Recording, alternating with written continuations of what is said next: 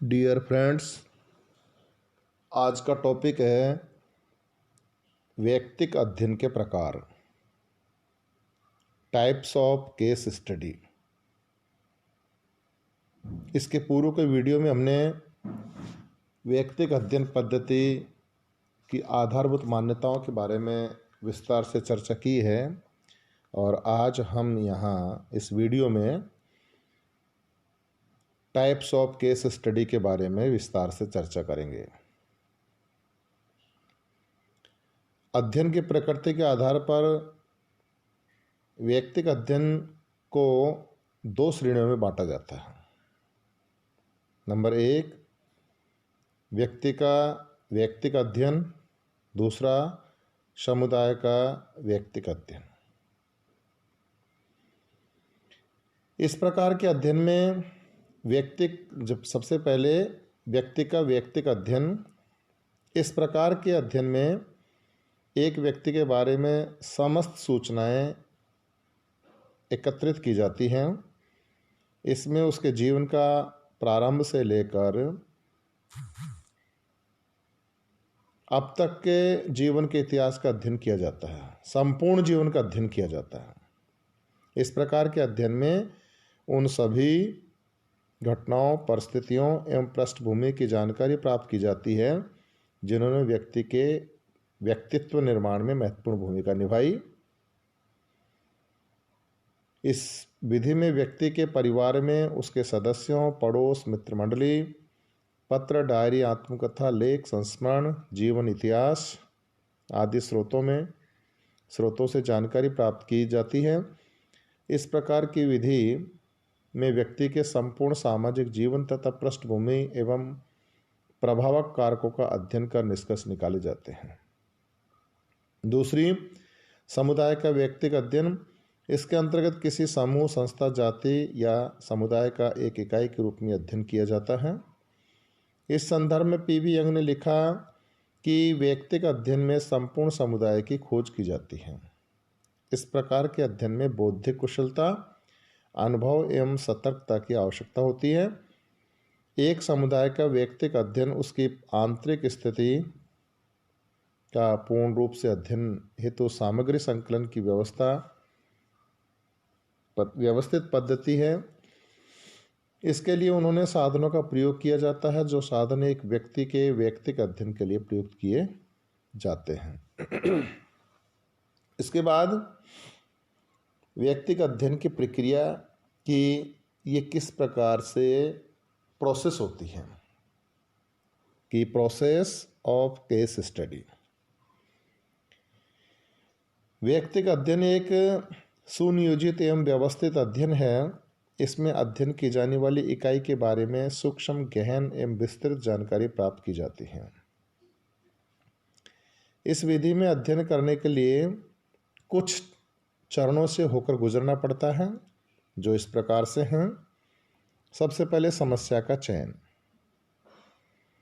Statement of problems की इस पद्धति के अंतर्गत सबसे पहले समस्या के प्रत्येक पक्ष की स्पष्ट व्याख्या की जाती है।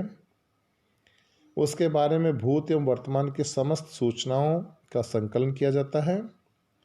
समस्या के बारे में जिन पक्षों की व्याख्या करनी होती है उनका पहले से निर्धारण कर लिया जाता है। समस्या का वर्णन और उसकी व्याख्या इस विधि का प्रथम सोपान है। इस चरण में कुछ बातें को विशेष रूप से जोड़ दिया जाता है जिसमें सबसे पहले है अध्ययन समस्या का चयन। इसके अंतर्गत सबसे पहले यह तय किया जाता है कि किन व्यक्तिगत विषयों पर अध्ययन किया जाएगा। ये व्यक्तिगत विषय 3 प्रकार के हो सकते हैं: साधारण विषय, विशेष और असाधारण। नंबर 2 है इसमें इकाइयों के प्रकार एवं संस्था का निर्धारण। अध्ययन विषय के चयन के बाद अध्ययन के लिए इकाइयों की संख्या एवं उसके प्रकारों को तय किया जाता है। ये भी तय किया जाता है कि अध्ययन की इकाई व्यक्ति, परिवार, समूह, संस्था अथवा समुदाय में से क्या होगी और इनकी कितनी संख्या होगी। इसके बाद विश्लेषण का क्षेत्र कि इकाइयों की संख्या निर्धारित करने के लिए ये भी तय किया जाता है कि समस्या के किन किन पक्षों का अध्ययन किया जाएगा। इसके अंतर्गत इकाई को प्रभावित करने वाले कारकों और उनसे प्रभावित होने वाले तत्वों का भी विश्लेषण किया जाएगा। इसके बाद घटना का कालक्रम। घटनाओं का कालक्रम समस्या की विवेचना के बाद विभिन्न घटनाओं के घटित होने के क्रम को ज्ञात किया जाता है। ये भी ज्ञात किया जाता है कि इस दौरान क्या क्या परिवर्तन घटित हुए। घटनाओं के उतार चढ़ाव के द्वारा भविष्य में होने वाले परिवर्तनों को समझा जाता है। तीसरा है निर्धारक कारक, कि व्यक्तिगत अध्ययन में उन कारकों का भी अध्ययन किया जाता है जो किसी घटना के घटित होने के लिए उत्तरदायी रहे हैं। ये कारक दो प्रकार के हो सकते हैं, जिसमें सबसे पहला है प्रमुख कारक, कि ये वे कारक हैं जो किसी घटना के घटित होने के लिए मूल रूप से उत्तरदायी रहे हैं। उदाहरण के लिए व्यक्ति को अपराधी बनाने के लिए उसके साथियों का योगदान अथवा गरीबी प्रमुख कारक हो सकते हैं। दूसरा है सहायक कारक। ये वे कारक हैं जो प्रमुख कारकों की सहायता करते हैं। उदाहरण के लिए व्यक्ति को अपराधी बनने में गरीबी के अतिरिक्त पुलिस का अत्याचार, माता पिता का उपेक्षापूर्ण व्यवहार एवं मानसिक तनाव आदि सहायक कारक के रूप में कार्य करते हैं। और चौथा चरण है कि विश्लेषण एवं निष्कर्ष, कि व्यक्तिगत अध्ययन की पद्धति का अंतिम चरण संकलित तथ्यों एवं सूचनाओं के आधार पर घटना का विश्लेषण करना और निष्कर्ष निकालना।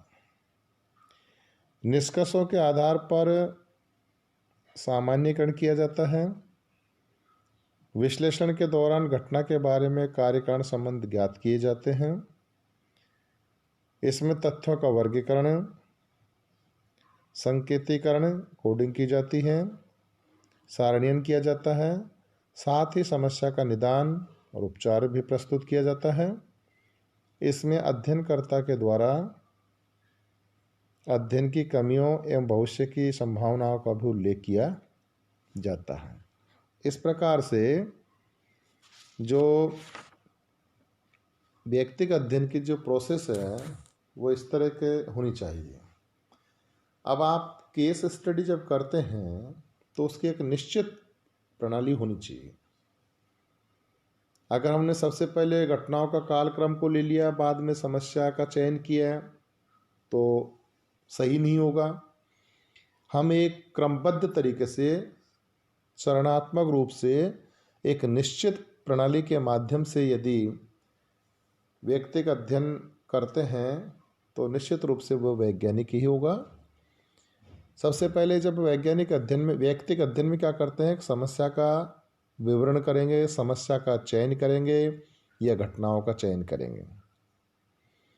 जब घटनाओं का चयन कर लिया जाता है कि हमें किस व्यक्ति की कौन सी समस्या का अध्ययन करना है, कौन से परिवार की कौन सी समस्या का अध्ययन करना है, किस संस्था का क्या अध्ययन करना है, सबसे पहले टॉपिक या घटना या समस्या का अध्ययन। जब समस्या का चयन कर लिया जाता है उसके बाद फिर घटनाओं का कालक्रम, कि ये जो घटना है इसके दौरान घटित होने वाले जो क्रम को ज्ञात किया जाता है कि इस दौरान क्या क्या परिवर्तन हुआ, इस घटनाओं में क्या क्या उतार चढ़ाव आए और भविष्य में होने वाले क्या इसके परिवर्तन को समझा जाए, उसको कहते हैं घटनाओं का कालक्रम। इसके बाद आता तीसरा निर्धारक कारक, कि ये जो घटना घटित है इसके उत्तरदायी कारक कौन कौन से हैं, उसको समझना भी बहुत ज़रूरी है। इसके कारकों में भी हम कुछ प्रमुख कारक होते हैं, कुछ इसके सहायक कारक होते हैं, और अंत में फिर हम इसका करते हैं विश्लेषण एवं निष्कर्ष। जब ये निर्धारक कारक हो गए। अब हम उस घटना का विश्लेषण करेंगे, उसका निष्कर्ष निकालेंगे। धन्यवाद छात्रों। जय हिंद, जय भारत।